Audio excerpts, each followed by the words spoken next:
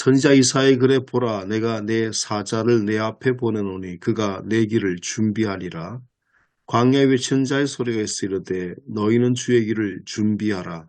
그의 오실 길을 곧게 하라. 기록된 것과 같이 세례 요한이 광야에 이르러 죄사함을 받게 하는 회개의 세례를 전파하니 온 유대 지방과 예루살렘 사람이 다 나아가 자기 죄를 자복하고 요단강에서 그에게 세례를 받더라. 요한은 낙타털 옷을 입고 허리에 가죽띠를 띠고 메뚜기와 석청을 먹더라. 그가 전파 이르되 나보다 능력 많으신 이가 내 뒤에 오시나니 나는 굽혀 그의 신발끈을 풀기도 감당하지 못하겠노라. 나는 너에게 물로 세례를 베풀었거니와 그는 그에게 성령으로 세례를 베푸시리라. 그때 예수께서 갈릴리 나사렛으로부터 와서 요단강에서 요한에게 세례를 받으시고 곧 물에서 올라오실새 하늘이 갈라짐과 성령이 비둘같이 자기에게 내려오심을 보시더니 하늘로부터 소리가 나기를 너는 내 사랑하는 아들이라 내가 너를 기뻐하노라 하시니라. 성령이 곧 예수를 광야로 몰아내신지라. 광야에서 40일을 계시면서 사탄에게 시험을 받으시며 들짐승과 함께 계시니 천사들이 수종들더라. 요한이 잡힌 후 예수께서 갈릴리에 오셔서 하나님의 복음을 전파하여 이르시되 때가 찼고 하나님의 나라 가까이 왔으니 회개하고 복음을 믿으라 하시더라. 아멘. 24년 1월 7일 주연절후 첫 번째 주일 신년주일 예배입니다. 제목은 너는 내 사랑하는 아들이라. 마가복음 1장 2절에서 15절 말씀입니다. 본문은 방금 읽었고요. 주석을 보면 설교 착상으로서의 본문 읽기입니다. 마가복음은 하나님의 아들 예수 그리스도의 복음의 시작을 선포하면서 시작을 합니다. 여기서 시작이라는 표현이 아르케라는 언어인데요. 기원과 출발과 근원을 이야기합니다. 그러면서 복음은 예수님의 말씀과 사역, 죽음과 부활을 이야기하고 있는데 이 복음이 그리스도교의 믿음과 제자도의 시작임을 이야기하고 있습니다. 그래서 오늘 본문은 예수님의 비밀, 정체성을 이야기해주고 있거든요. 밝히고 있는데 예수님이 하나님의 아들, 성령으로 기름 부음을 받은 분, 그 다음에 성령의 기름 부음을 주시는 분, 성령의 세례를 주는 분으로 이야기를 하고 있습니다. 그러면서 예수님과 성령과 교회의 관계를 설명을 했더라고요. 예수님이 핍박과 고난 가운데 처한 교회와 성령으로 연결되어 있음을 이야기하고 있고 성령 안에서 핍박과 고난 가운데 처한 교회는 예수님과 연결되어 있음을 이렇게 이야기해 주고 있습니다. 두 번째로 역사적, 문학적 본문 읽기를 보면 본문은 세례 요한의 이야기와 예수께서 세례를 받으시는 두 가지 이야기로 구성이 되어 있습니다. 그러면서 먼저 말라기 3장 1절, 이사야 40장 3절을 말씀을 인용을 하고 있거든요. 보라, 내가 내 사자를 내 앞에 보내노니 그가 내 길을 예비하리라. 마가복음 1장 2절 말씀으로 인용을 하고 있습니다. 이건 사자에 관한 증언으로 세례 요한을 가리키는데 마가복음에서는 세례 요한의 사역과 유대교를 구별을 하고 있습니다. 그리고 또한 세례 요한의 사역과 예수님의 사역을 구별하고 있거든요. 그러니까 세례 요한은 물로 세례를 주고 예수님은 성령으로 세례를 주면 이렇게 딱 구별을 하고 있습니다. 그러면서 본문을 보면 본문을 예언과 성취 상관관계로 제시를 하고 있거든요. 보면 2, 3절을 보면 선지자 이사야가 주의 길을 예비하기 위한 사자가 오리라는 것으로 예언을 먼저 이야기하고 있고 4절을 통해서 세례 요한이 광야에 나타난 성취를 이야기합니다. 그리고 7, 8절에 세례 요한은 그보다 더 능력 많으신 분이 오실 것을 예언을 하고 있고 또 그 다음 9절에서 11절을 통해서 예수는 세례를 받고 하늘의 음성이 그를 이는 내 사랑하는 아들이라고 선포하는 성취가 그래서 예수는 하나님의 나라의 도래를 선포하는 그런 성취의 모습이 나타납니다. 이걸 통해서 예언이 즉각적으로 성취되는 그 흐름은요. 독자에게 예수가 선포하는 하나님 나라의 즉각적인 성취를 기대하게 만듭니다. 그리고 또한 마가는 현재의 고난과 예수의 재림 사이에 놓인 공동체에게 그리스도에 대한 올바른 이해와 예수를 따르는 제자들의 참된 의미를 묵시문학적 틀에서 전개해 나가고 있습니다. 그리고 세 번째, 신학적, 명상적으로 본문 읽기를 보면 세례 요한의 사역과 예수님의 세례를 받으심을 통해서 예수님의 정체성을 가리키고 있거든요. 그가 누구고 그의 사명이 무엇인지를 이야기합니다. 그래서 본문 주석을 좀 보면 하늘이 갈라졌다는 10절을 표현을 통해서 이건 이사야 64장 1절 말씀 주께서 하늘을 가르시고 내려오시면 산들이 주님 앞에서 떨 것이다 라는 표현으로 인용을 했고요. 그리고 또 비둘기라는 표현이 나오는데 사복음서 모두 성령의 임하심을 비둘기 같다라고 묘사하고 있습니다. 그리고 고대 세계에서 신성을 상징하는 역할이 비둘기라고 이야기를 하고 있고요. 그리고 예수님의 세례 받으심을 통해서 사복음서가 공통적으로 증명하는 게 예수님의 세례 받음을 통해 하나님의 아들로서 성령의 사랑임을 의미하고 있다고 이야기하고 있고요. 그리고 또 본문에서 너는 내 사랑하는 아들이라 내가 너를 기뻐하노라 이 표현은 예수님을 하나님의 아들로 확정하는 표현입니다. 그래서 이사야 42장 1절을 보면 내가 붙드는 나의 종 내 마음에 기뻐하는 자 곧 내가 택한 사람을 보라 내가 나의 영을 그에게 주었은적이라는 이 말씀을 반영을 하고 있습니다. 여기에서 내 아들이라는 표현이 나오거든요. 이거는 시편 2편에서 7절을 반영하고 있는데 하나님의 아들을 암묵적으로 가리키고 있습니다. 이 시편 2편은 다윗의 노래거든요. 그래서 하나님의 아들이라는 표현을 통해서 메시아를 가리킨다고 이야기합니다. 그리고 하늘의 음성은 예수님이 하나님의 아들이라는 점과 그의 사역이 고난받는 메시아의 사역이라는 점을 이야기하고 있다고 했습니다. 이쪽 보면서 조금 뭐라고 할까 점핑이라고 할까요? 이게 정확한 설명이 조금 더 있으면 좋겠다라는 생각을 좀 하기도 했습니다. 그리고 예수의 세례받으심은 고난받는 종의 사명을 받아들이는 예수님의 순종의 행위입니다. 그리고 예수님은 세례를 통하여 하나님으로부터 하나님 자신의 아들로 선포됐지만 그와 그를 둘러싼 사람들이 그를 하나님의 아들로 고백하기까지는 하나님의 결정적 행위를 기다려야만 했습니다. 그게 바로 곧 십자가와 십자가의 순환과 부활입니다. 네 번째, 위기 심판적 회개로서의 본문 읽기를 보면 설교 구성을 위한 재원입니다. 마가복음은 예수님의 이야기를 이야기하고 있거든요. 그러면서 전파하는 사람과 넘겨지는 사람을 그 축으로 계속 이야기합니다. 그래서 세 가지 큰 틀로 이야기를 하더라고요. 세례요한이 나오고 전파하는 자, 그리고 넘겨지는 자, 그리고 예수가 나오고 하나님의 복음을 전파하고 하나님의 손에 넘겨지는 것, 그리고 그리스도인이 나오고 복음 만국에 전파하고 넘겨주는 것. 이걸 설명하면 세례 요한이 등장하고 하나님 나라를 전파하고 넘겨주고 죽습니다. 그리고 또 예수님이 등장하고 하나님 나라를 전파하고 넘겨주고 죽는 모습이 나오고요. 또 예수를 따르는 제자들 역시 등장하고 복음을 전파하고 넘겨주고 죽는 모습이 나옵니다. 이 모습을 통해서 저희들에게 이야기하는 게 결국은 죽어야 되는 걸 이야기하는 것 같아요. 그래서 이 오늘 본문을 통해서 신학적인 메시지를 세 가지를 이야기했는데 첫 번째가 하나님의 아들의 정체성을 드러내는 것. 그리고 두 번째가 하나님의 사명을 선포하는 것. 그건 바로 고난받는 메시아의 사역을 이야기하고 있고 세 번째가 아들의 순종을 보여주는 모습으로 그 주석을 이야기하고 있습니다.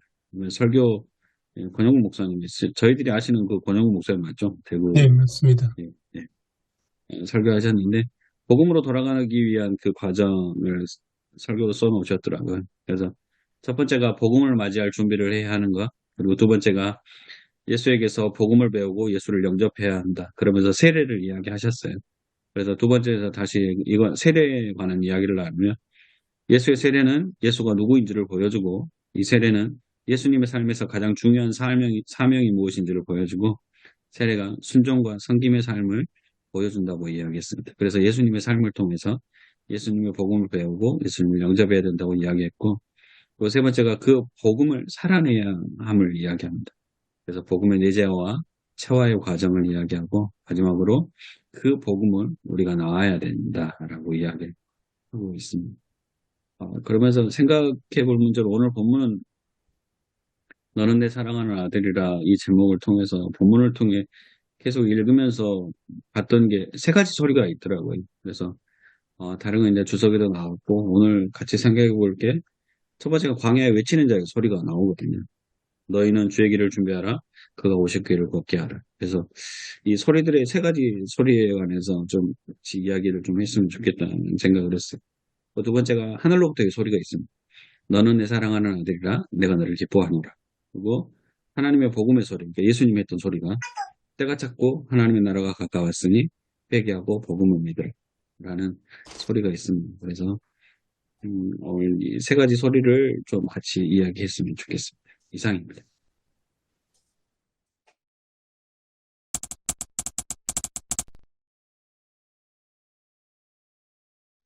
그 질문이 그 예, 핍박받고 고난 가운데 있는 그 교회들에게 고난받는 메시아가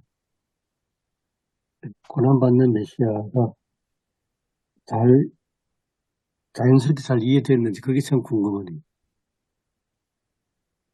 유대 사람들에게는 본래 고난받는 메시아 그게 아니라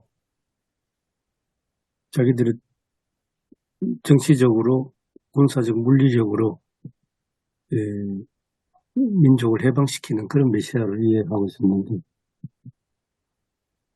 그래서 이제 패러다임이 이제 바뀌는데, 그 바뀌는 거기에 고난받는 메시아, 고난받는 교회, 그 연결되는지, 이 주석을 보니까 질문이네. 아까 제가 발표 때도 말씀드렸지만 세 번째 신학적 명사적 본문 읽기에도 그 이야기가 나오거든요.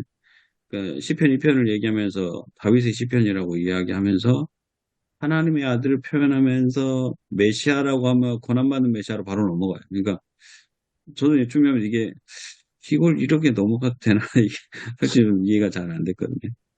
음, 그러니까 이사야도 그렇고 메시아가 좀 이렇게 고난과 연관이 있다고 이렇게 구약 시대부터 얘기하고 있는데 왜 예수님 당시에는 그거를 그 메시아 사상이 왜 이렇게 약간 바뀐 느낌이 있지 않습니까? 뭐 네. 제자들도 그렇고 고난받는 메시아는 전혀 생각하지 않는 그런 느낌이 이 복음서 안에 전반적으로 들어 있잖아요. 근데 왜 그렇게 바뀌었을까요? 틀림없이 그 뭐 시편도 그렇고 뭐 이사야도 그렇고 고난에 대해서 얘기하고 있는데 예수님 당시에는 그게 아니라 그냥 영광만 생각하는 그런 힘으로 이루는 나라. 요즘 누가 말한 것처럼 강력한 힘이 평화의 근원이다. 뭐 이렇게 얘기하는 사람이 있는데 완전 팍스 로마나처럼 왜 바뀌었는지 좀 그 배경을 잘 모르겠어요. 제가 얼핏 듣기로는 그 뭡니까 포로 이후에 그 에스라가 어떤 새로운 좀 이렇게 뭔가 말하자면 그 뭡니까 그 우리 유교로 얘기하면 공자 사상이 내려오다가 주자에서 걸리잖아요. 주자가 완전히 그 유교를 변질시켰다고 얘기하잖아요. 그 주자 가래 뭐 이렇게 하면서 주자 성리학이 그 옛날 공자가 말했던 거하고 변질된 유교라고 그러는데 그런 거 마찬가지로 지금 구약 시대 쭉 전통에 내려오던 게 에스라를 통해서 좀 재해석돼 갖고 뭔가 이렇게 메시지가 좀 달라지지 않았나 그런 시가 있긴 하더라고요. 네. 근데 말하자면 모세가 공자라면 에스라가 주자한 거예요. 네.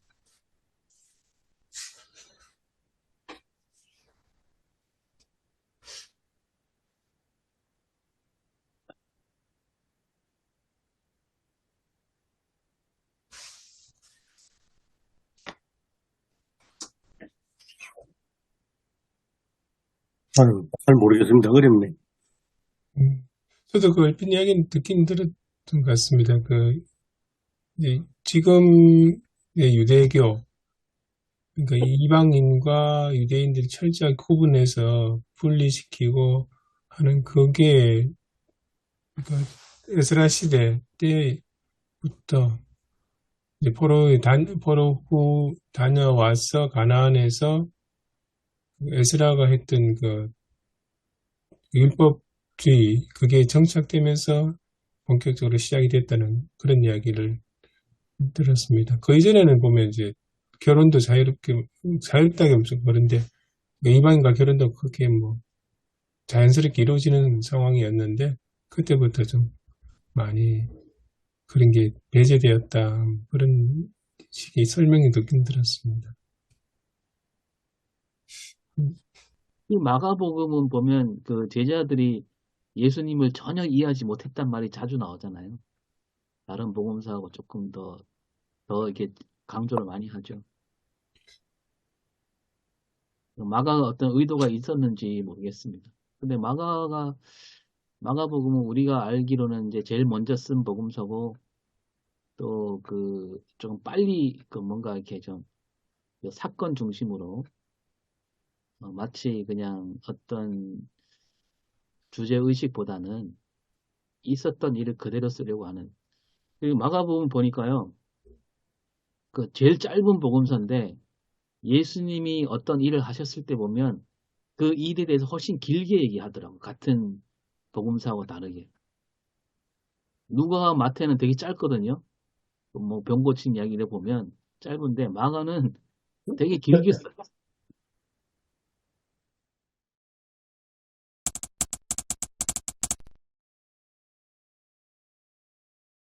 근데 오늘 그 본문 내용들은 다 거의 사복음서에 다 공통적으로 나오는 부분이지 않습니까? 예, 요한복음은 좀 빼더라고요. 공관복음 내용에 보면 세례요한이 등장하고 예수님께서 세례를 받으셨던 그 공통적으로 나오는 이야기지 않습니까? 근데 그 오늘 추석에도 보면 그 이야기 잠깐 해놓으셨는데 140쪽에 보면 세례요한이 제사함을 받긴 회개세를 우리는 그렇게 줬다고 이야기를 하고 그렇게 이해를 하는데 이게 당시 유대교 전통적인 성전 제의 전통적인 그 신앙 입장에서는 굉장히 좀 충격적이고 좀 벗어난 이야기거든요. 그 구약성경에도 보면 그 제사함을 받기 위해서는 예물을 드리는 거죠. 성전에 가서 속죄제를 드리는 거거든요. 음, 그리고 제가 알기로는 여기 이게 그 회개를 위해서 씻는 죄를 받는 그 물속에 들어갔다 나온다는 거잖아요. 씻는다는 그 의미는 SNF파에 그 잠깐 있는 것 같고요. 그 SNF파에 지난번에 쿰날에 갔을 때 그런 설명을 하시던데 SNF가 뭐 성경을 쓸다가도 하나님 이름 나오면 붓을 빤다든지 아니면 그 생활하다가 자기의 죄가 나오면 이렇게 그 큰 수조 같은 데에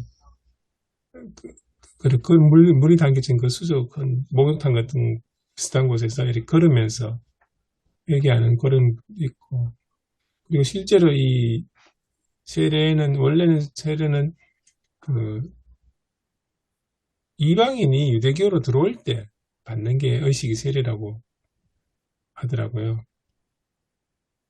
그래서 그래서 그런 의미에서 요한이 했던 이 세례 의식 자체가 당시에 그 유대 전통적인 그 회개 의식하고 많은 차이가 난다. 그런 얘기를 합니다.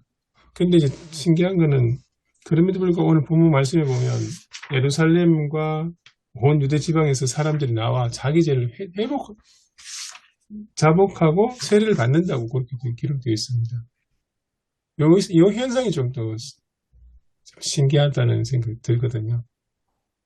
유대 전통적인 회개 의식이 있는데 그게 아닌 요한이 회개를 촉구하고 세례를 줄 때 사람들이 와가지고 세례를 받지 않습니까? 또 언제 우리가 이 본문 했지 않았습니까? 예전에 한번 했던 것 같아요. 네, 그때도 그 얘기 나왔던 것 같은데. 네. 그러니까 세례 요한 그 세례는 사실 어떻게 보면 우리 입장에서는 좀 뜬금없는 거죠. 그 앞에 어떤 배경이 없는 것 같아요. 맥락이 없이. 그래서 저는 그 생각이 드는 게 어떻게 보면 세례요한의 그 세례 촉구하고 예수님이 오셔서 세례 받는 게 또 다른 새로운 시대로 들어가는 그 하나의 전환점 같은 게 아닐까 그런 생각이 듭니다. 근데 그 뭐 서기관과 바리새인들 이런 사람들도 전혀 이의를 제기하지 않잖아요. 네가 뭔데 이런 거 하냐 이런 말도 없고 오히려 그 사람들이 그 누가복음에 나오나요? 그 사람들이 세례 받으러 나오잖아요, 그죠? 그들도 그런 거 보면 그 전부터 뭔가 있지 않았을까요? 그 세례 요한 전에도 그게 있으니까 아니면 그런 문화를 어떤 서로 어떤 공동체에서 이렇게 인정하는 어떤 분위기가 있으니까 그렇게 간 거 아니겠어요?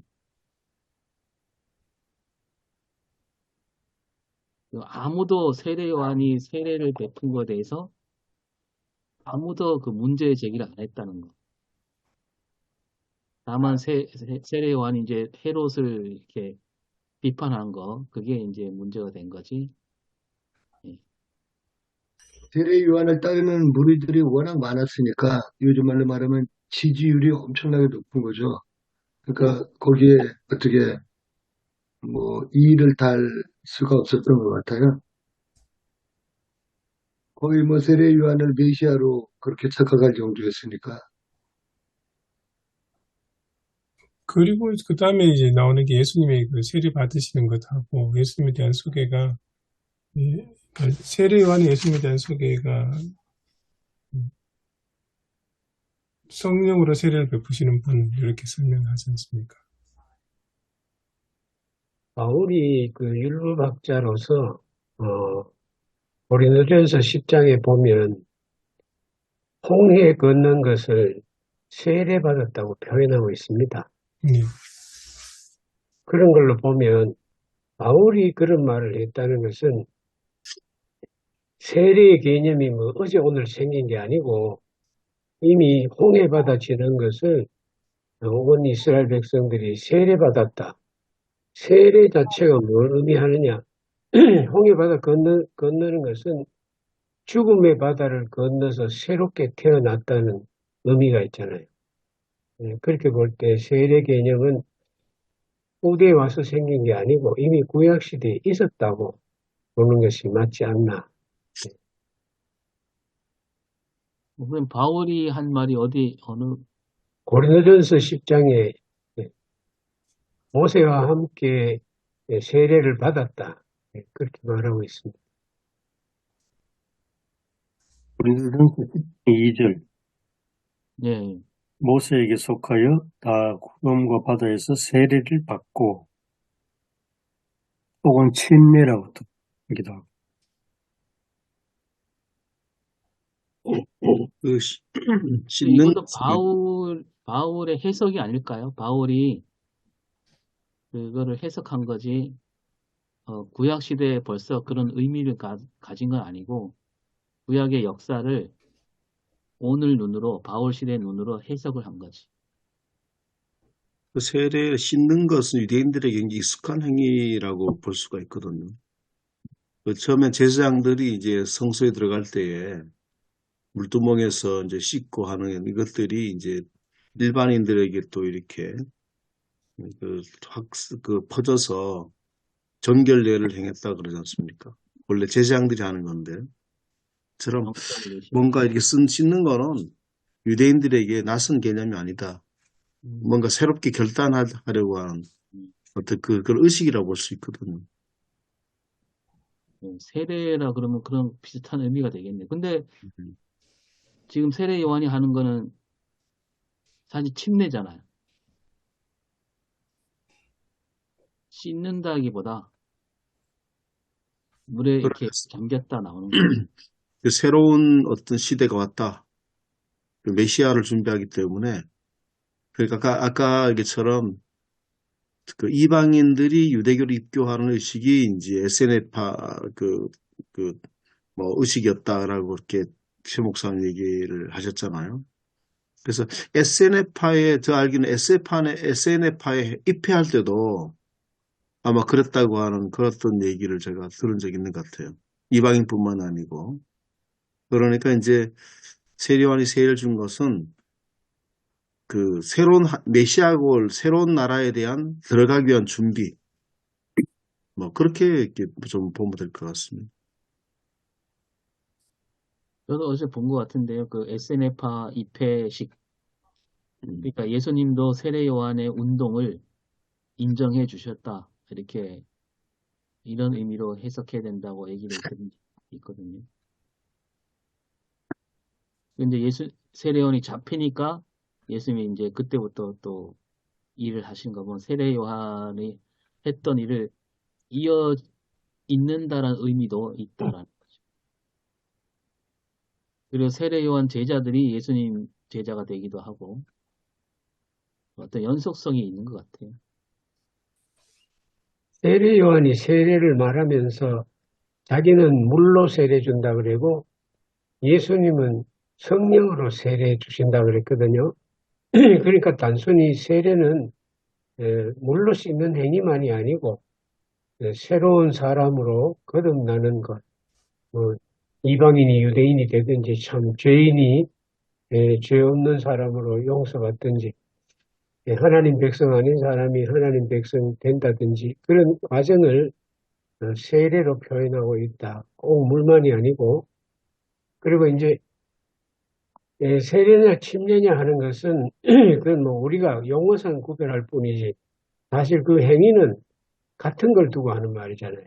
그 당시에는 그 에베소 교회나 이런 데 가보면 세례 베풀지 않고 교회 안에 침례탕이 있습니다. 아예 들어가도록. 그래봐서 지금 우리가 그냥 용어상 세례 침례지 하나의 행위다. 같은 행위다. 침례로 보는 게 맞을 것입니다.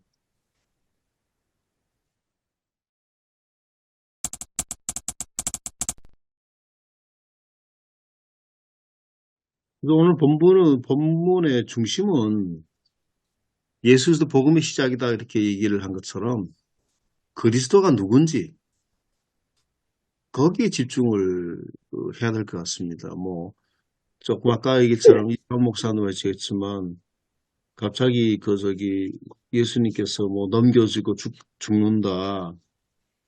그것도 십자가의 어떤 그거다. 뭐 이렇게 얘기하는 건 조금 아직은 이르지 않나 싶습니다. 지금 이제 교회를 볼 때도 지금 시작인데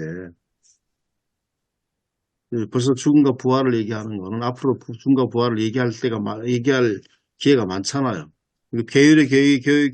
교회력을 전체를 본다면 교인들에게 지금은 시작, 예수가 누군가, 어떤 분을 하시고 오셨는가, 그걸 위해서 이제 예수 그리스도를 등장시키기 위해서 세례요한이 등장한 거지, 뭐, 세례라고는 의미들이 그렇게, 뭐, 거기에 좀 중심을 두기보다는 예수 그리스도가 어떤 분이신가라고 하는 것에 좀 말씀 설교의 중심을 둬야 될 것 같습니다. 맞습니다. 네. 그, 주석은 뭐, 너무 막 멀리까지 가놓으니까 예, 이게 원래 좀 번잡스럽고 헷갈린 것 같아요. 고난받는 종까지 얘기를 하니까 예, 그렇습니다. 예. 예수가 누구신가? 세례.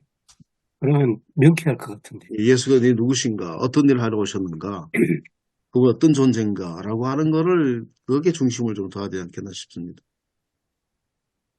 그래서 새로운 새해가 와서, 어떤 새롭게 되는 게 예, 아까 강 목사님 말씀에 고린도전서 10장 2절 같으면 이 광야에서 막 이리저리 헤매던 히브리 노예들이 이 세례를 받아서 새로움으로 들어갔고, 그래서 요한은 물로 세례를 주면서 죄 용서를 받으라. 그게 이제 새로움이고, 예수님은 이제 하늘이 이제 그 비둘기처럼 갈라져서 성령이 임하면서 그러면서 이제 예수님에 대해서 확 이제 어떻게 보면 무대로 치면 주인공이 확 드러나는. 그럼 예수가 누구냐? 아마 본문을 보면 그렇게 전개되는 것 같습니다. 신학교 때 그런 논쟁이 있었잖아요. 예수님 자체가 신성한 분인데 무슨 성령이 또 임하시고 맞습니다. 뭐 그런 논쟁도 신학교 때 가능하겠네. 논쟁을 했습니다. 그거 그 논쟁이 어떤 학자가 논쟁했는지 그건 모르겠습니다만 예수님은 벌써 하나님의 아들이시고 벌써 하나님의 신성 갖고 계신 분이 뭐 또 성령이 또 비둘기같이 임하시고 하나님의 아들인데 또 하나님의 아들이고 기뻐한 자다 그러느냐. 그 얘기를, 해석 신학교 때 그런 얘기를 들은 적이 있고. 그래서 이제 예수님 똑같은 사람이었는데 세례를 통해서 스스로 자의식을 갖게 되었다. 뭐 이렇게 이제 그 그게 그런 건가? 아니면 본래부터 갖고 있는 건가? 그런 논쟁 좀 많이 했었죠. 아, 오래된 논쟁이죠. 오래된 예, 논쟁이죠. 예. 원래 모든 사람인데 네, 세례받을 하나님 아들로 입양됐다. 네, 양자로. 네, 이게 이제 소위 고대교의 에비온파들이 이제 그렇게 네. 해서 이단이 돼버린. 그렇죠. 옛날 아리오스도 결국은 예수님을 하나님보다는 낮은 존재로 생각을 염두에 두고 이제 하다 보니까 뭐 문제가 된데 전통교회 고백에서는 하나님과 같은 분으로 고백을 하게 되죠. 그래서 예수님의 세례를 단순히 뭐 초라하죠. 뭐 사람들이 얼마나 그 주위에 그 세례요한에게 세례받으러 얼마나 많이 모였는지 모르겠습니다. 정확하게 나와 있지 않으니까. 그래서 이제 그 세례 의식은 정식으로 하나님 나라를 그 예수 그리스도가 메시아로서 또 왕으로서 정식으로 그 취임식이라는 거죠. 취임식이고 대관식이었다. 그렇게 얘기를 이제 그 하는데 그런데 그렇게 요거는 그렇게 한번 생각을 해봤습니다. 자, 왕자가 있다. 왕이 계승을 하지 못했거든요, 아직. 그 왕자는 왕이 계승을 하지 못했지만 황태자가 있다 그러면 계승 못했지만 그 스스로가 결국은 그 왕이잖아요. 앞으로 봤기 때문에. 그러니까 대관식을 통해서 결국은 그 모든 왕의 권리와 모든 걸 행사하고 공식적으로 직무를 들어가듯이 세례를 통해서 원래 하나님의 아들이시고 신성을 갖고 계시고 모두 하나님의 아들이시지만 이 세례식을 통해서 결국 대관하심으로 취임하심으로 메시아로서의 이제 본격적 활동하게 됐다. 뭐 그렇게 생각하면 뭐 연관성이 있을 것 같습니다. 그러니까 11절 말씀이 대관식 같습니다. 네. 너는 내 사랑하는 아들이다. 이 하늘로부터. 그런데 이 말씀이 사람들에게 세례요한도 들었을까? 사람들에게 들렸을까? 예수님 스스로만 그렇게 아셨을까? 그래서 그렇게 하시면서 예수님께 나중에 제자들에게 말씀하셨을 거 아니에요? 예수님이 세례요한에게 제자를 받을 때 하늘이 열렸다. 그러니까 주위의 사람들이 그것들을 목격자나 증언자들이 있는 건 아니잖아요. 근데 이 보니까 어떤 무대처럼 상황은 예수님이 이게 침례 같아요. 그죠? 네. 물 속에서 싹 올라오는 솟구치다 보니까, 그러니까 하늘이 탁 찢어지고, 물에서 솟구치고 하늘은 찢어지고, 그 성령이 또 하늘에서 비둘기처럼 이렇게 비둘기 형상으로 내려오고, 이게 사람들이 말은 없는데 이게 비주얼하게 보이지 않습니까? 그 그래서 사람들은 못 봤을 거 아니에요. 예. 그 그런 중에 요한도, 이제, 아니, 본 사람이 있지 않을까요? 제가 볼 요한도 못 때는, 봤을 거 아니겠습니까? 제가 볼 때 예수님이 이 일을 겪으신 다음에 예수님이 나 이런 사람이야 하고 자랑할 분이 아니잖아요. 그게 아니고 그 주변에 누군가가 그 현상을 본 거죠. 그거를 마가가 듣고 쓴 거지. 예수님이 그거를 이렇게 막 자랑하듯이 얘기한 건 좀 안 어울릴 것 같습니다. 아니, 뭐 자랑은 아니고 예수님께서 말씀하셨을 때 그런 일이 있었다라고 하는 거를 성경에 다 기록할 수는 없잖아요. 평소에 그 얘기를 하셨을 것 같습니다. 그래서 세례 요한이 그걸 봤었을까? 주위의 사람들이 봤었을까? 아직까지 제자도 없었는데. 그러니까 왜냐하면 예수님이 하신 말씀이 중요하잖아요.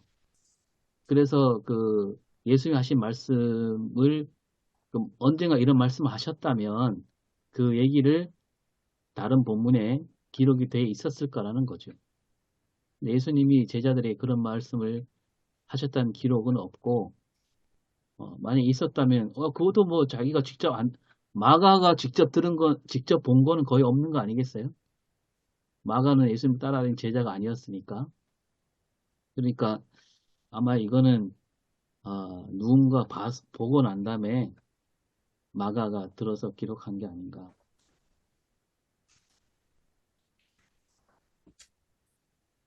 뭐 그건 중요한 게 아니고,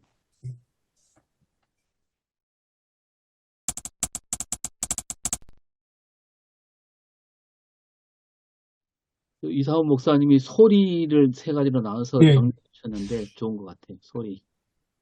하늘에서 들린 소리. 이 목사님 말씀하셨던, 나누어 주셨던 그 자리에 보면, 광야에 외치는 자의 소리하고, 하늘로부터의 소리, 그리고 하나님의 복음의 소리. 예수님께서 처음 시작하시면서 하셨던 때가 찼고 하나님 나라 가까이 왔으니 회개하고 복음을 믿으라. 이 세 가지 소리가 참 인상적인 것 같습니다. 광야에서 외치는 자의 소리는 예수님의 오심을 준비하는 소리라면, 하늘로부터 오는 소리는 하나님으로부터 공식적으로 예수님이 어떤 분인지 밝혀주시는 분이고, 그리고 세 번째 소리는 그 예수님께서 사람들을 향해서 하나님 나라에 대해서 선포하시고 길을 열어주시는 모습. 그렇게 연결되는 게 참 보기 좋은 것 같아요. 그 설교 제목을 알림 소리 할까요? 우리 들어가기 전에 한번 이 주석 쓰신 교수님한테 한 번은 물어는 봐야 되겠습니다. 김형동 교수님은 저 미국서 박사과정 공부할 때에 예수의 어록 그 연구 많이 하셨거든요. 그래서 Q 자료 예. 많이 하셨는데 지금 Q 자료에 대한 설명은 하나도 없거든, 주석에. 그래서 이게 아까 우리 질문 던진 것처럼 예수가 막 물에서 솟구치고 하늘에서 뭐 비둘기가 내려오고 음성이 들은 거 이거를 예수님이 저희들한테 이야기했을까 안 했을까 했다면 Q 자료 예수의 어록이 있는 거고. 그러니까 마가복음도 그 Q 자료를 중심으로 썼다 그러지 않습니까? 예. 그 수많은 어록들이 있고 또 증언들이 있으니까 제자들의 증언이 가장 중요하니까 기록되기 전에 제자들이 생생한 증언들을 했을 거예요. 이거 기록된 거 말고도 수없이 증언했을 것 같고요. 예. 그래서 다른 복음서는 마가복음을 또 중심으로 결국은 그 마가복음이 이렇게 아주 굉장히 간단하고 이렇게 짧게 된 것도 그 다음에 마가복음을 중심으로 이제 기본 맨 처음에 써져 있고 그 다음에 다른 복음서 써졌다. 그렇게 저희들이 이제 배워서 알고 있습니다. 예, 다른 뭐 그래 알고 있죠. 결국은 이제 그 세례요한은 예수 그리스도가 어떤 분인가를 소개를 했고 거기에 대해서 예수 그리스도도 하나님의 아들과 사역에 대해 아니면 사역에 대한 어떤 자의식이 없었더라면 세례요한에게 오지 않았을 거 아니겠습니까? 예. 그러니까 하나님께서 또 그리고 지금 지금 세례를 이제 주는 걸 거부하니까 이렇게 하는 것이 이제 옳다, 합당하다 그렇게 얘기를 하고 세례를 베풀었고 그 다음에 하나님께서 이제 하나님의 아들이라고 하는 거 기뻐하는 자다 또 하늘이 열리고 성령이 빌같이 임하심으로 확실하게 이제 예수 그리스도 안에서 사역이 어떻게 될 것인지를 그렇게 분명하게 밝혀주셨고 그 예수 그리스도가 전한 복음이 뭐냐? 결국은 예수 그리스도를 믿는 것이고 예수 그리스도를 전한 말씀을 하나님 말씀을 드리도록 하는 것 아니겠습니까? 마가복음도. 그러니까 오늘 우리도 예수 그리스도가 어떤 분이셨는가 다시 이제 성도들에게 연초에 확인을 좀 이렇게 해줄 필요가 있을 것 같고요. 그 다음에 그 예수 그리스도가 하신 말씀이 회개하고 복음을 믿어라. 자, 그런 말씀인데 예수 그리스도의 말씀을 우리가 그 하나님의 아들, 하나님 기뻐하시는 자의 전하는 복음을 우리가 잘 믿고 받아들여야 된다라고 하는 그런 어떤 것들이 구도가 되지 않겠나 봅니다. 예. 말씀하신 대로 예수가 누구냐 하는 것은 11절에 하나님의 아들, 네, 기뻐 하나님의 아들. 그리고 또 예수가 딱 바로 하신 것은 광야에 가서 40일 동안 그 다음에 유혹받고 그 다음에 15절에 하나님 나라를 갔다 왔으니 회개하고 복음을 믿으라. 이게 이제 예수님의 선포. 딱 그렇게 정리는 아주 명쾌하게 되는 거죠. 마가가 새로운 어떤 하나의 장르를 만들었는데 그 장르가 이제 복음서죠, 복음서. 그 복음이라는 게 그전에는 그리스 시대는 전쟁에서 승리했을 때 그 승리가 이제 복음이다, 복음이다. 이래 사람들이 받아들였고 이해했고 로마 시대는 이제 그 인간이면서 신적인 어떤 존재인 형제가 태어났을 때 그게 이제 복음이다, 복음이다 했는데 마가는 이제 그 복음의 내용을 갖고 와서 예수 그리스도가 복음이다, 예수 그리스도가 복음이다. 그래 이제 그 1장 1절에 있는 것처럼 거기에 이제 딱 그걸 선언을 하고 그 다음에 이제 내용들을 이제 쭉 이제 그 잡아 넣어서 이제 그 복음서를 쓰고 예. 좀 이렇게 어떻게 보면은 그 첫 줄 설교니까 뭔가 시작에 대한 그런 좀 그걸 주는 게 좋지 않겠나 뭐 이런 좀 생각. 그러니까 시작이란 말도 중요한 것 같아요. 좀 전에 말씀하셨는데 아까 발제에서 말씀하셨는데 이렇게. 시작이란 말도 그러니까 모든 일의 어떤 근원으로서의 시작. 그러니까 모든 이 세상의 모든 근원은 하나님 나라 복음이다. 그런 의미가 있지 않은가. 그러니까 말하자면 우리가 겉으로 볼 때는 어떤 새로운 세상이 열렸다고 보지만 그러나 이 세상을 볼 때 이 세상의 모든 근원은 어디로부터 비롯되는가? 바로 하나님 나라 복음이다. 이런 의미를 담고 그 시작이라는 말도 쓰지 않았을까. 그런 생각이 듭니다. 그러면 이렇게 해석될 수 있겠습니까? 시작을 여기 아르케 근원으로 지금 풀이했으니까 회개하고 복음을 믿으라 하는 것은 근원으로 돌아가자. 새해가 됐으니 그냥 1월 1일 뭐 새해 소위 크로노스틱이 아니고 완전히 근원으로 돌아가자. 아드 폰테스지. 예, 그러면 좋겠습니다. 교회력을 볼 때도 결국은 우리가 다시 한번 그 복음의 시작은 복음의 근원은 예수 그리스도라는 거죠. 결국 예수 그리스도니까 원래 우리의 삶도 그리스도께 집중하는 삶이 될 것 같아요. 한 해도 그리스도께 정말 집중하는 이렇게 예수 그리스도 이런 분이시니까 결국은 그분께 우리가 집중하는 삶을 살아야 된다라고 하는 거를 좀 결단하도록 하는 그런 어떤 메시지가 좀 좋을 것 같네요. 네, 권영국 목사님도 그걸 해서 근원으로 돌아가자고 얘기하셨잖아요. 그러면서 제가 본문 보면서 했던 게 뭐냐면 근원으로 돌아가기 위해서 들어야 될 소리를 봤던 거죠. 그러니까 그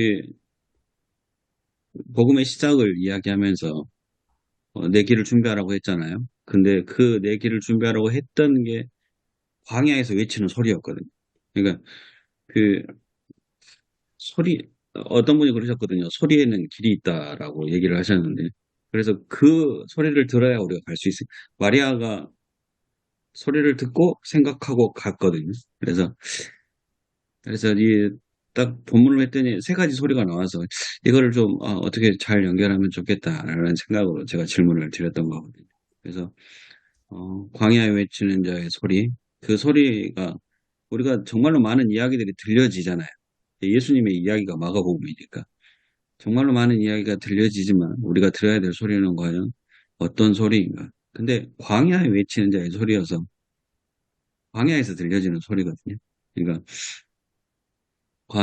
이제 광야에 관한 설교들은 많이들 하시니까 광야가 어떤 곳이고 그곳에서 들려지는 그 소리를 통해서 우리가 걸어가야 되고 또 광야에서 들려지는 소리뿐만이 아니고 그 다음이 또 하늘에서 들려지는 소리이니까.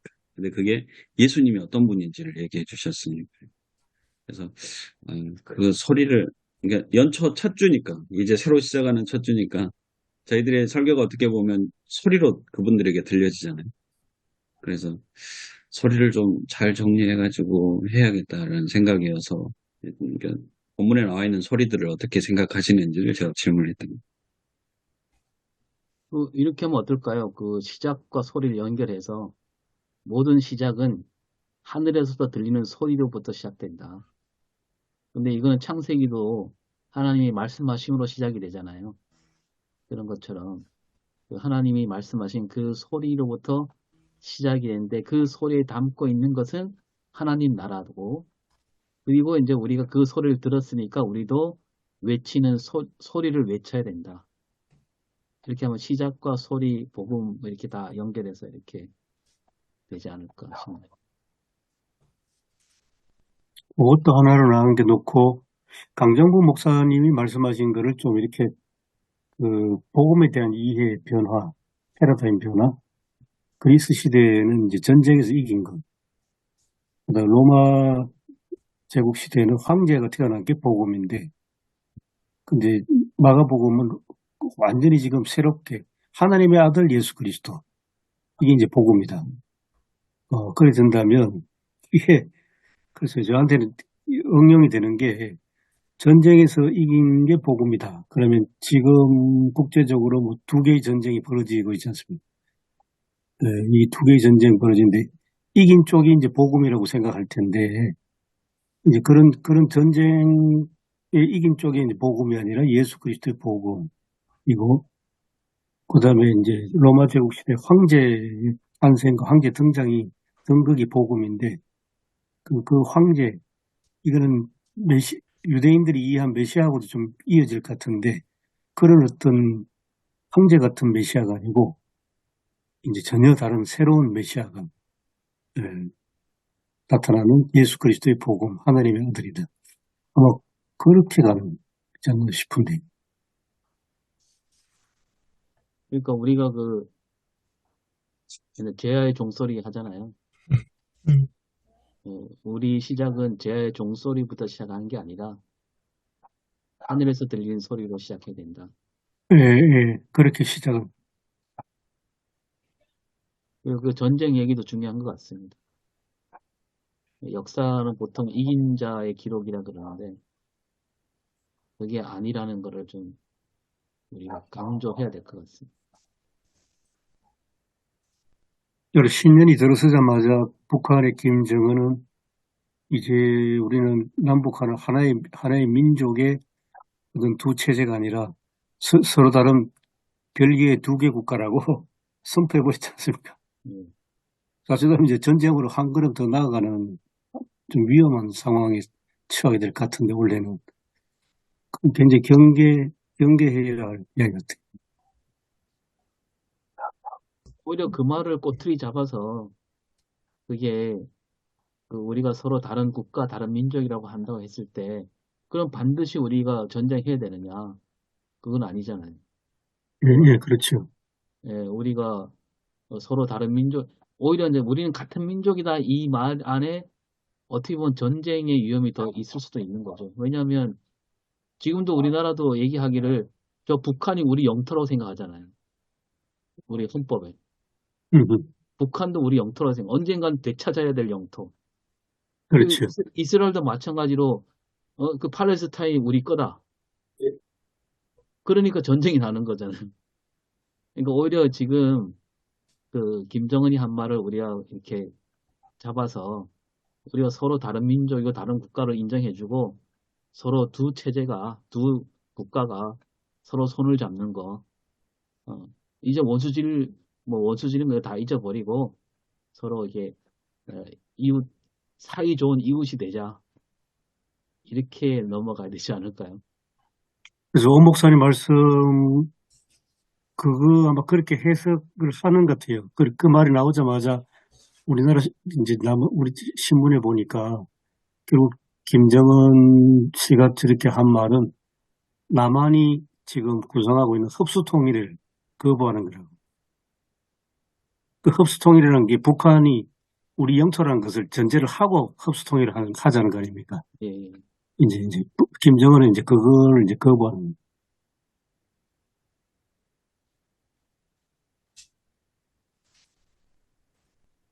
김정은의 말을 뒤집어 생각하면 그 사람들이 언제는 뭐 우리 남한을 민주주의로 하려고 그랬겠어요? 자기들 방식대로 공산주의로 통일하자는 거 아니에요? 그런데 이제 그게 이제 어렵다는 거죠. 뒤집어서 해석하면 남한은 옛날에 우리가 생각하던 같은 민족, 공산주의를 추구하는 그래서 통일이 쉽게 되는 그런 나라가 아니다. 이제는 전쟁을 해서라도 점령해야 될 다른 나라다 하는 그런 개념이겠죠. 김정은의 말이 뭐 하기 전이나 한 후나 그들의 이념이나 목표는 변함이 없다. 그렇게 보입니다. 저는 지금 계속 하신 말씀을 쭉 들으면서 또 하나 든 생각이 사실 세례 요한이 그러니까 외쳤던 그 대상이 유대인이라는 것 점에서 조금 깊이 좀 생각을 해봐야 될 것 같아요. 하나님의 백성이라고 생각하고 하나님께 늘 제사 드리는 그 사람들을 향해서 회개의 세를 선언하지 않습니까? 그런 면에서도 오늘 우리나라 이렇게 우리 한국 상황을 생각을 한다면 어쩌면 아까 쭉 말씀하셨던 것이 가장 물론 이제 설교 강단에서 설교하시겠지만 어쩌면 복음이랄까요? 하나님의 복음을 가장 먼저 듣고 더 깊이 생각하고 깨달아야 될 대상이 오늘날의 그리스도인이지 않을까. 하나님께로 완전히 돌아오도록 하기 위해서 그런 생각이 조금 들게 됐습니다. 그것도 아주 중요하겠습니다. 이 유대인들, 오늘날 한국 교회 교인들이 회개하고 돌아가는. 광야의 소리, 세례 요한의 소리는 우리 소리가 여러 가지 있겠지만은 사실 오늘 말하는 세 가지 소리는 그 나름대로 각각의 또 다른 메시지, 뜻을 지닌 소리다. 세례 요한의 소리는 무슨 소리일까? 광야에 외치는 자의 소리는 결국 말라기 4장에 나오는 대로 회개하고 아버지께로 돌아오도록 하는 소리. 돌아오지 않으면 심판하신다. 그런 의미에서 회개에 외치는 소리. 그게 세례 요한의 메시지다. 말라기 4장에 나오는 말씀의 성취로 보면 정확할 것 같습니다. 그러면 하나님께로 돌아오지 않았던 사람들은 어떤 사람들을 얘기하는 걸까요? 어떤 일을 했길래 그 사람들은 회개를 해야 되는 사람이었을까?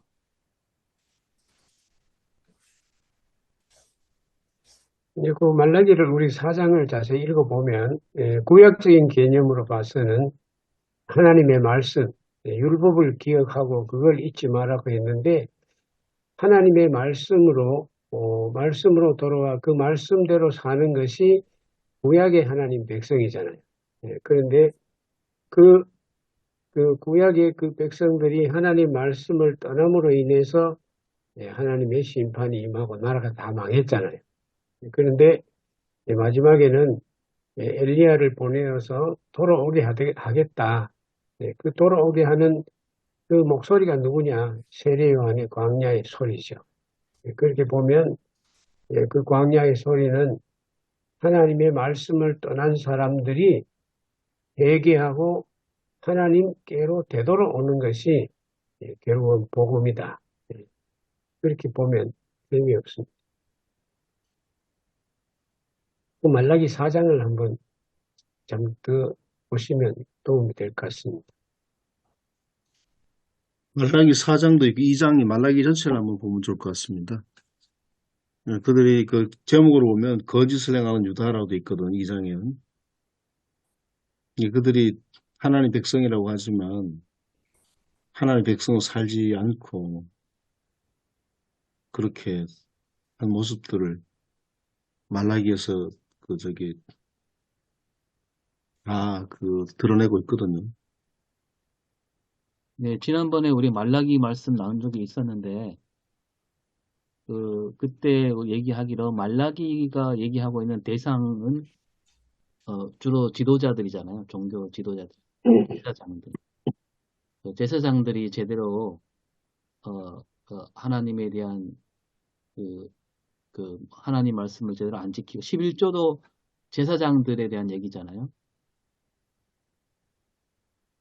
말라기는 일반 백성에 주기는 말씀이 아니고, 그 제사장들에게 주는 말씀으로 우리가 나눴거든요, 그때. 그렇죠.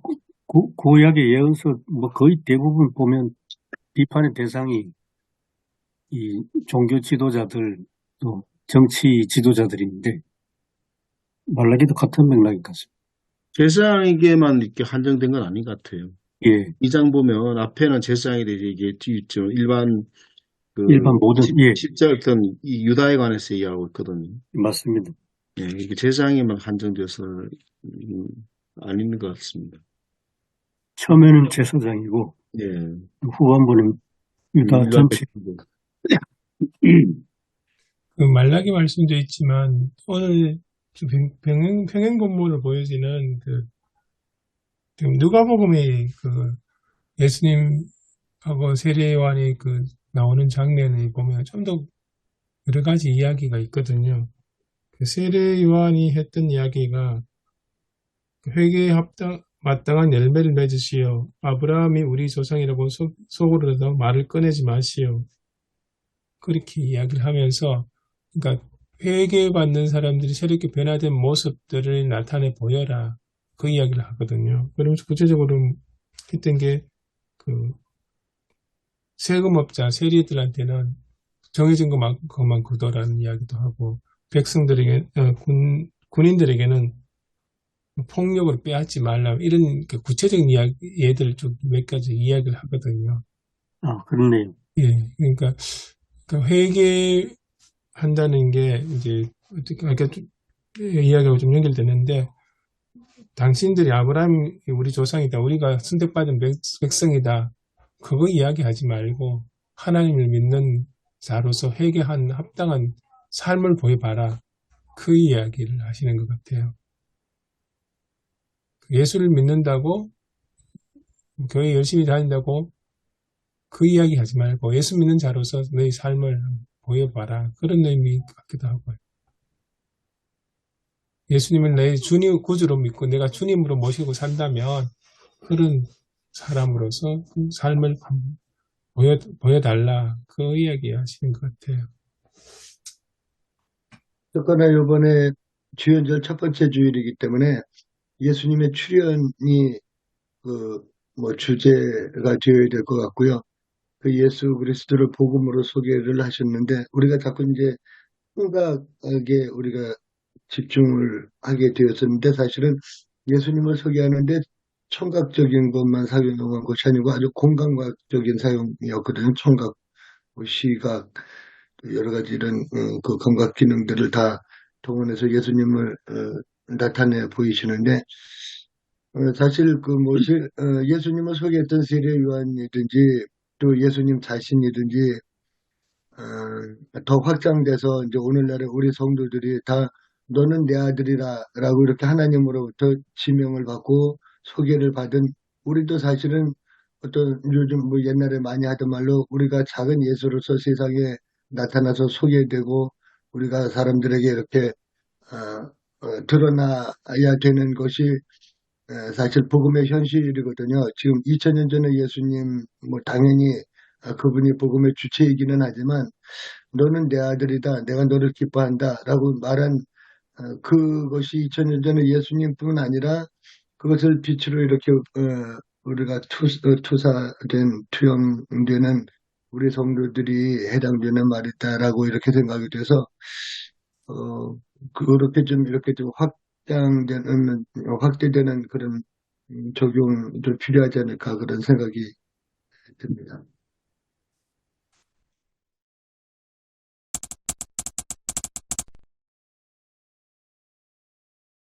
일단 그 뭐 소리에 관해서 조금 더 뭐 이것저것 좀 찾아봐야 할 것 같고, 그리고 임 교수님도 얘기하셨지만 지금 전쟁이 두 군데서 지금 끝나지 않았잖아요. 근데 전혀 그러지 않은 것처럼 우리가 살아가고 있어서, 그래서 이제 한 해를 시작하면서 우리가 어떻게 시작을 해야 될지, 그래서 그러면서 소리와 연관을 하고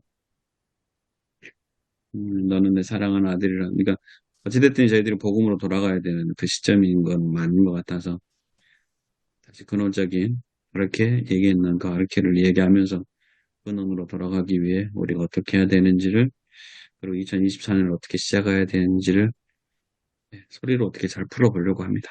그렇게 준비하려고 합니다. 그러니까 우리가 주연절 하면서 그 예수님이 주인공이고 예수 그리스도께 집중해야 된다. 이 말은 뭐 틀림없는 진리인데 여기서 하나 덧붙여서 생각할 때 지금 우리 시대에는 뭐 언제부턴가 이게 그러니까 그 사람에게 집중한다 그랬을 때 그 사람 자체에 집중하는 거하고 그 사람이 무엇을 했느냐 하고 구분되는 경향이 많잖아요. 그러니까 메시지와 메신저가 따로따로 떨어져 있는 게 많은데 사실 이 시대로 올라가면 그 사람과 그 사람이 하는 일은 그 하나로 연결돼 있죠. 그래서 그 이름도 그렇잖아요. 뭐 그 옛날 사람들도 더 그랬는데 뭐 인디언식 이름 보면 뭐 그 사람 이름이 막 이렇게 그 사람의 행동을 나타내잖아요. 인디언 이름이 뭐 주먹 쥐고 일어서서라 뭐 이게 그 사람 이름이잖아요. 그런 것처럼 예수라는 이름 자체가 곧 하나님 나라를 가리키는 건데 그래서 우리가 예수에게 집중한다 그랬을 때 어떤 그 대상으로서의 집중이 아니라 예수님이 무엇을 하셨고 무슨 말씀 외치셨는가. 우리도 그 소리를 듣고 하늘의 소리를 듣고 우리도 어떤 소리를 내야 된다. 이렇게 하는 게 좋지 않을까 생각이 들거든요. 저도 소리에 대해서 좀 이렇게 연결해서 제목을 I am 소리라고 할까. 제가 왜 소리라 그러냐면 그 뭐 물에서 올라오시고 하늘이 갈라지고 성령이 비둘기 같이 자기에게 내려오신다. 여기에 대해서 뭐 어떤 사람들이 그걸 보고 어떤 반응이 전혀 나타나지 않는 것을 봤을 때, 뭐 그게 사람들이 봤든지 안 봤든지 간에. 근데 그 소리는 들릴 수밖에 없잖아요, 소리. 소리를 내 사랑하는 아들이라 기뻐하노라. 이 소리가 더 중심이 돼야 되지 않을까. 그런 생각이 듭니다. 그 세례 요한도 외치는 자의 소리가 되었고 예수님이 그 사역을 시작할 때 보면 14절에 요한이 잡힌 후부터 하거든요. 그런 것도 어떤 연관이 있는 것 같아요. 이미 그 세례 받으신 다음에 일을 시작한 게 아니고 시험을 받으신 다음에 그리고 요한이 잡힌 후. 이 요한이 잡힌 후는 다른 복음서 다 나오죠. 꼭 이 말을 쓰고 있거든요. 요한이 잡혔다는 소식을 들은 후. 그리고 요한이 소리라 그랬으니까 이 소리를 이어주는 어떤 그런 분으로서 요한이 잡혔다는 건 상당한 의미가 있습니다. 사실 왜 그러냐니까 이제는 요한의 시대가 끝났다는 거고 그러니까 서론이 이제 끝났다는 거죠. 끝나고 이제 본론이 시작됐다는 거죠. 정말로 메시아가 이제는 현실로 우리에게 나타났다는 거죠. 그래서 그게 대단한 전환점이죠. 복음의 본질이 이제는 뭐 복음 자체가 우리에게 다가왔다. 그런 말이 의미가 있죠. 그래서 그게 요한이 잡혔다는 말이 뭐 그리 중요하냐 그게 복음에 기록되어 있냐 하는데 시대가 완전히 전환됐다. 그런 의미를 가지고 있습니다. 네. 강목사님 말씀하셨던 거 공감이 가고요. 전체도 공감하고 또 한편으로 요한이 잡혔단 말이 그 예수님의 고난을 암시한다는 그 측면도 있는 것 같습니다.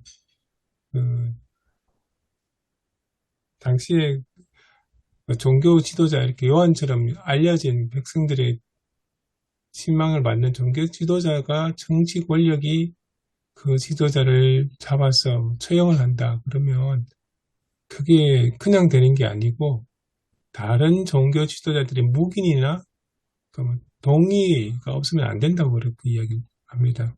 만약 그랬다가는 이제 완전 그러니까 반란이나 이렇게 소동이 일어나기 때문에 그래서 어떤 분이 주석하기로는 그러니까 예루살렘 종교 지도자들의 묵인하에서 헤롯이 요한을 처형을 할 수 있었다. 그렇게 이야기를 하시더라고요. 그래서 이게 나중에 예수님 역시 그 예루살렘 종교 지도자들과 갈등이나 충돌이 예상이 된다. 그렇게 해석하시는 분이 있더라고요. 갈라디아서 말씀처럼 이 때가 참에 그랬는데 모든 것이 다 이렇게 하나님의 그 섭리 가운데 그 다 때가 돼서 지금 요한이 잡히고 뭐 어떤 상황적인 시대적인 상황이나 뭐 여러 가지가 다 이게 다 지금 말하면 압력에서 예수 그리스도의 출현으로 이렇게 귀결이 되는데 결국 하여튼 예수님의 주현절이니까 예수님의 출현이 이 모든 것이 다 하나님의 때가 되어서 그렇게 우리에게 나타내 보여주셨는 거다라고 이렇게 생각이 됩니다. 오늘 나왔던 아르케라는 그 단어, 예. 성경에서 세 군데 나옵니다. 창세기 1장 1절에 나오고, 요한복음 1장에 나오고, 마가복음 1장에 나왔습니다. 창세기 1장의 아르케는 우주의 시작이고, 요한복음 아르케는 그 이전 예수님의 시작이고, 그 다음에 오늘 말씀은 아르케는 복음의 시작이다. 정말 중요한 거죠. 그래서 마가복음은 예수님의 사전에 뭐 이런저런 이야기 왜 태어났다 뭐 했다 이게 없이 바로 본론으로 예수님에 대해서 복음의 시작이다. 그래서 그게 굉장히 중요한 의미가 있습니다.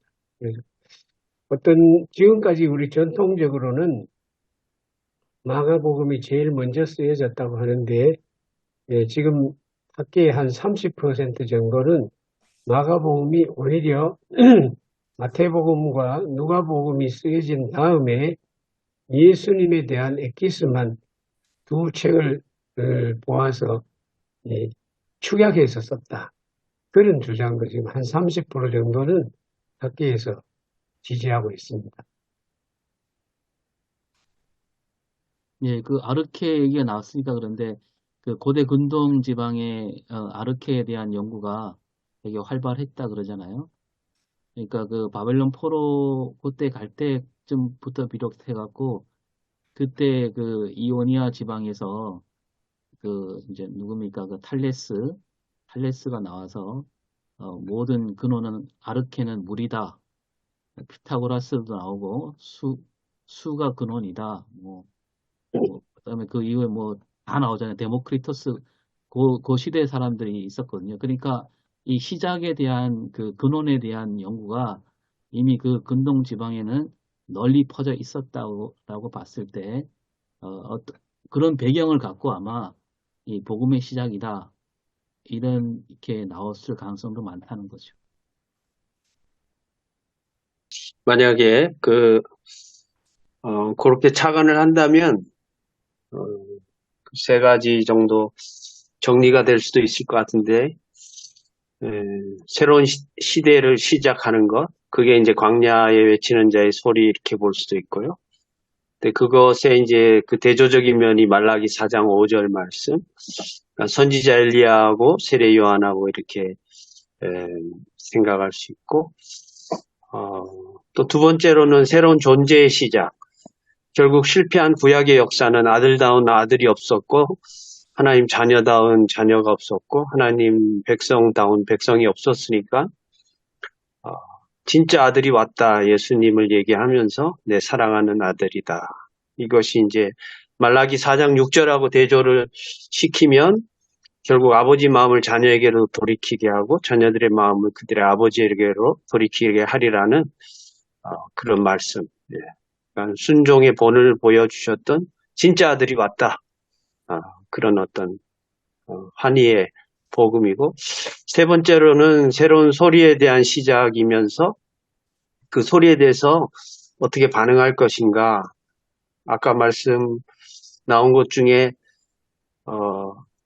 음성이 들렸으니까 이제는 전해야 되고 또 전파하는 것과 넘겨주는 것, 저는 이것을 좀 상속 내지는 신앙 계승이라는 측면과 같이 연결해서 정리를 좀 하면 어떨까. 새로운 사명과 또 복음을 우리가 들었으니까 복음을 이제는 전할 수 있는 선교적인 사명과 연관시켜서 이 한 세 가지로 정리할 수 있을 것 같습니다.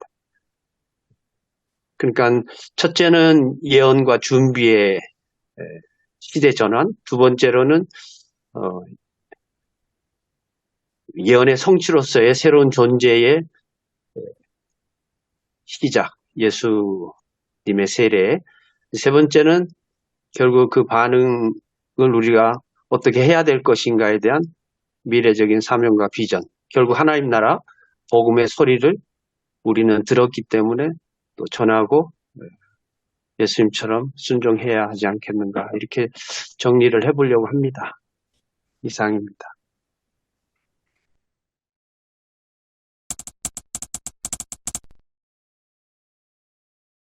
사랑하는 감사합니다.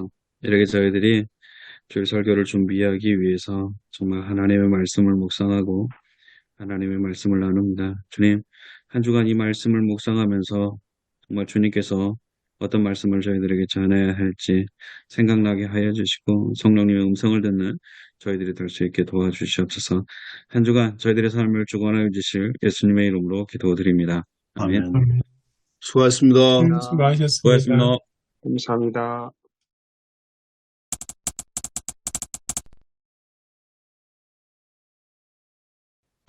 바쁘죠. 초비 때가 참, 뭐라 그래야 될까, 좀, 감당하기가 좀 어렵고 힘든, 그런 상황. 예. 뭐 이번에는 성탄절도 그렇고요. 또 주일 다음에 또 성탄절. 그다음 이번에 또 성구영신 예배까지 있네. 그러니까 좀 그랬었습니다. 주일 오후 예배 끝나면 좀 쉬어야 되는데 바로 그 다음 날 설교더라고요. 예. 2주 연속. 예, 저는 이제 성탄 이후의 삶 그대로 제목 가지고 했고요. 그래서 성탄 이후의 삶을 살아갔던 그 시므온과 안나 이야기하면서 2년 전에 저희들이 똑같은 본문을 한번 했잖아요. 그래서 위로를 기다리는 자라는 제목으로 했었는데, 근데 그 다음에 시므온이 했던 말, 그리고 안나의 삶을 이야기하면서 시므온이 어떤 삶을 살았는지, 그리고 시므온이 했던 말, 마리아에게 했던 그 34절, 35절 이야기하면서 비방을 받는 표적, 그리고 할인의 마음을 찌르듯 하리다, 할인이 이 말씀 가지고, 그러니까 평안한 삶뿐만이 아니다라고 이야기하면서 안나도 또한 나이도 많고 과부의 삶을 살았던 그런 모습을 이야기하면서 성탄 이후의 삶이 그냥 평안한 삶을 원하는 그런 삶이 아니었다라고 이야기하면서 잘 편안한 삶이 아닌 성령님과 동행하며 주님의 인도하심을 구하는 삶을 살아가야 함을 이야기했습니다. 그 마을 총회가 28일 있었습니다. 그래서 마을 총회 이게 조금 하면서 했던 이유는 이제 해가 바뀌면서 사람들이 기대가 있다.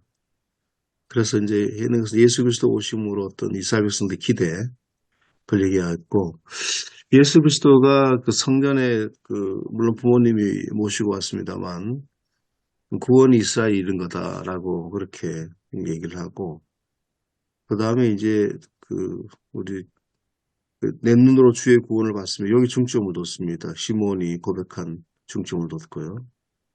그 다음에 이제 안나는 이제 본 주의 구원을 이제 사람들에게 전하기니까 우리가 주의 구원을 우리가 말하겠습니다.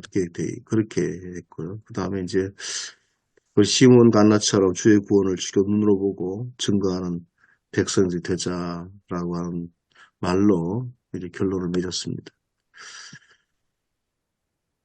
저도 설교 제목은 성탄 이후의 삶, 성탄 이후에 예수님, 이렇게 그렸고, 예수님의 부모들이 이제 제사 드릴 때 산비둘기 둘, 집비둘기 한 쌍봉, 그거를 얘기하면서 예수님의 가족이 가난한 것 같다. 근데 예수님 탄생할 당시를 보면 다 가난하다. 목자들도 가난했고, 동방 박사들도 멀리서 왔는데, 그 사람들이 학문에 대해서는 굉장히 부유했을 수 있지만, 가난한 마음으로 그 예수님을 찾아온 것 같다. 그리고 이 성전에 있었던 시므온과 안나도 사실은 이제 아주 시므온 같으면은 이사야 9장에서 예수님께서 이방에 빛이 된다고 하잖아요. 근데 시므온의 마지막 고백은 이제 이방을 비추는 빛이다. 그렇게 예수님에 대해서 이제 얘기하거든요. 그래서 이제 이 시몬이 이제 하나님의 말씀을 잘 알았고, 오실 메시아를 정말 기다리고 있었고, 그분을 만났다. 가난했다. 안나도 가난했다. 그리고 이제 예수님께서 처음 이제 가버나움 회당에서 선포하신 말씀이 가난한 자에게 복음 전하러 왔다. 일성이 그거거든요. 그래서 이제 예수님의 전체 탄생과 성전에서의 시몬 안나 만난 것과 예수님의 사역이 그렇게 이제 방향되어 있었다. 우리 성도들도 이렇게 살아가자. 이렇게 설교를 했습니다. 저는 이제 영상 올려드려서 얘기 안 해도 되지만 조금 다른 방향으로 했어요. 이제 오늘의 영혼이라는 제목으로 했는데, 그러니까 예수님이 빛이다. 거기에 이제 중점을 둬서 우리도 이제 빛으로 살아야 된다. 그러면서 이제 태양도 언젠가는 빛을 잃잖아요. 50억 년 후에 잃는데 우리는 하나님과 함께 50억 년 이상 우리는 영원히 살기 때문에 우리는 그런 남다른 빛이다. 그런 식으로 말씀을 나눴습니다.